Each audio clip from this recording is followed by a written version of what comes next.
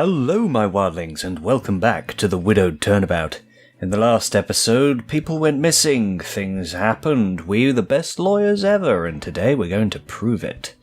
And we're going to enter the courtroom. Oh, sounds like things are about to start. Ready, boss? I think I'm the one who should be asking you that. Don't worry, boss. I'm always ready. I'm also ready if it matters. It doesn't. Let's go. You heard the man. Let's get this show on the road. Actually, this is a courtroom. It's not supposed to move anywhere. In fact, keep it off the road. You shouldn't have courts in the middle of the road. They used to do that, and it ended very poorly because there was a lot of traffic and beeping around, and it got really annoying. You know, you can't really do a court thing when you've got beep, beep, get out of the road. Yeah, and then the beard thing happened, but we're not allowed to talk about that. Sorry. Hey, it's humans, and they're supposed to be here. Oh. Oh no. Oh no. It's a different judge. I've got to do a different voice. Court is now in session for the trial of Danny and Cent. Are the defense and prosecution just about ready? Oh god, is he supposed to have a Canadian accent? I'm not gonna try because I can't. The defense is ready, Your Honour. Though I was expecting our usual judge, not his Canadian brother. Oh god, what voice did I give to the robot?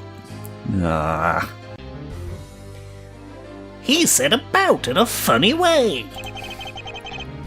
And who is making fun of me? Oh, that's just Widget. She likes to talk at really inconvenient times for me. A talking and extremely rude robot necklace, eh? I'm not sure how I feel about this. This is why I don't try to do a Canadian accent. Shall we meet again, Mr. Riles? I have you to thank for my brother's shame and subsequent move to Cahoran. Oh, well, he wasted no time. It was only 2 weeks ago. Edgeworth's wrath is something to behold. You too would want to move country. I'm sorry about your brother, Mr. Payne, but it holds no bearing on this case. So, is the prosecution also ready? The prosecution is ready, Your Honour. Very good. To tell the truth, my brother was supposed to be presiding over this trial today. But he just up and vanished. Nobody can find a hair of him. Not a single lustrous, powerful beard hair. One day that beard will be mine. I will take vengeance for the mustache he stole from me. So much power in that beard, and it must be mine. Wait, so the judge has gone missing too? Yeah, that's what it sounds like. Why is this all suddenly feeling rather familiar? I suppose it's a mystery for later. That aside, I believe the prosecution needs to give their opening statement. I do believe that would be prudent, eh? Mr. Payne, your opening statement. Of course, Your Honour. The victim is a young woman by the name of Bonnie Lovelace. Here is a picture I drew of my curtains with a red line between them. The line indicates the path that I have to make the move to close them. She was shot from the opposing apartment, as this diagram shows. Oh, that is quite the distance. Actually, it's not marked at any kind of distance. That could have been like a foot or two away. You don't know. So, who was the hoser that did this? I'm glad you asked that, Your Honour. The culprit is one Johnny and Zent, who was in the apartment marked as B. There was also a witness to the crime. C.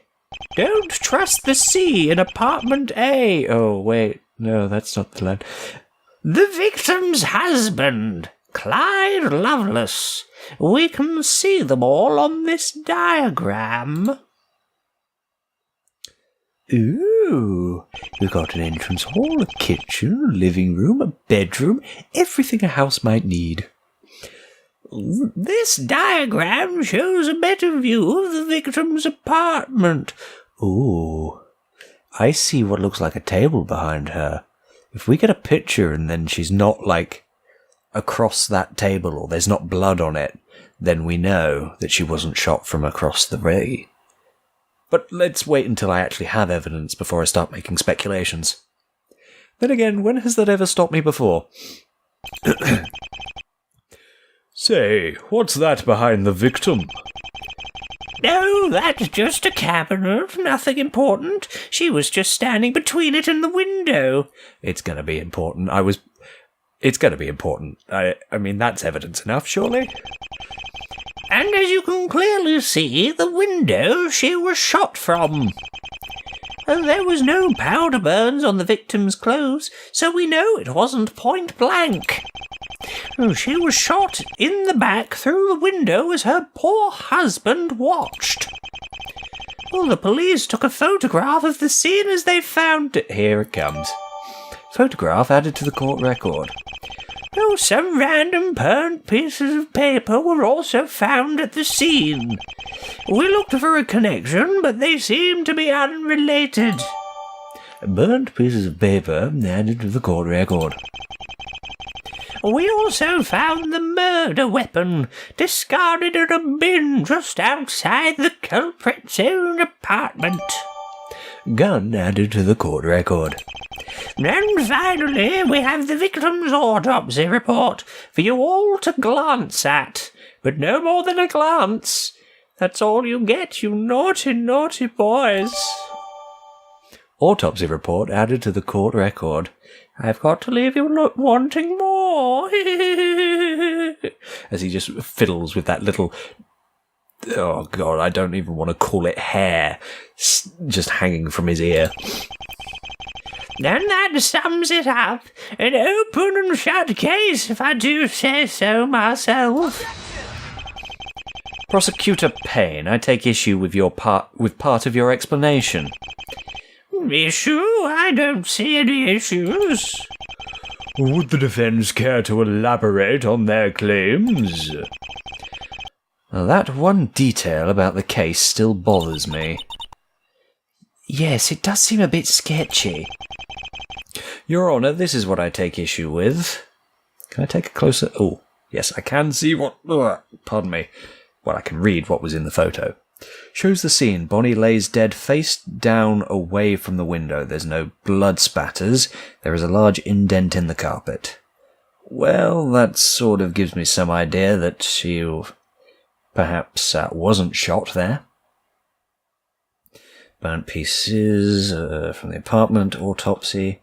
Shot in the back. The bullet went clean through the body. It's found in a bin. Has no prints on it? It has no prints on it. Danny's testimony. I'm going to make a new save, because I'm not sure which part exactly it is.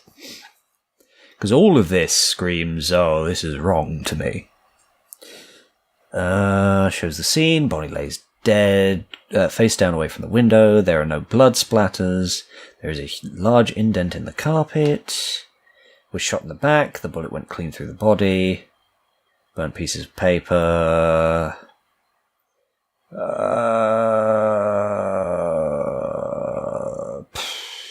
Photograph? Fuck. As you can clearly see... no. Never mind, that never happened. The murder weapon has no fingerprints on it. My client has no firearm training to speak of. That makes sense. Yeah, I forgot about that. It's been a while. I'm sorry.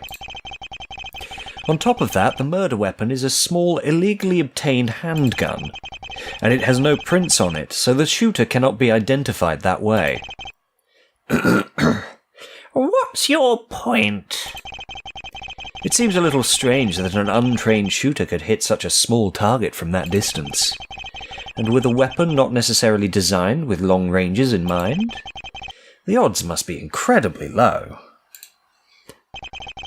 Yes, the defense does have a point. You say the odds are low, but it's not impossible.